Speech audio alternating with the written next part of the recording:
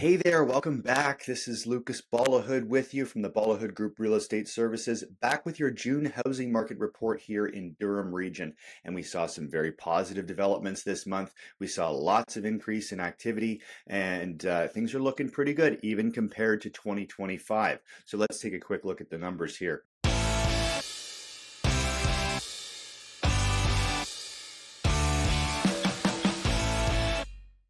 We saw a 3.6% increase in the number of new listings and active inventory we had available on the market, which is actually, respectively, 10% less than we saw in June of last year. However, positive increase for our marketplace. The biggest development I came across here was our sales numbers. We had 816 sales, I should say, not 1800, 816 sales this past month, which is one fewer sale than we had in June of 2025 with 817.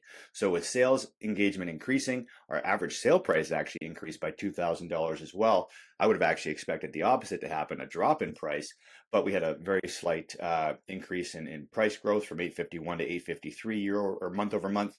Year over year, however, this is another positive development. Prices are only down 4.2%. But when we look back in May, that price gap has actually shrunk a little bit from a year-over-year standpoint, when we were 6% down 6% in May from 851, or I should say, let's flip that. The average sale price in May last year was 905, down to 851 this May. Well, the average sale price last June was 891, and now we're at 853. So that gap has shrunk by 2%. That's positive. So what does that mean overall? Well, we're still in a weak seller's market, but actually a stronger market for sellers compared to June of 25. We're at 3.2 months of inventory today. Last year, this time, we were around 3.6. So a slightly more active market. Listings are selling right at close to asking price again. Our average time on market increased by a day, up to 25 days on market, but very positive developments overall. So what should we expect for the months ahead here in the rest of the summer? Well, historically speaking, the summer months are usually when we find buyers are, not shopping as much. They're away on summer holidays and that kind of thing.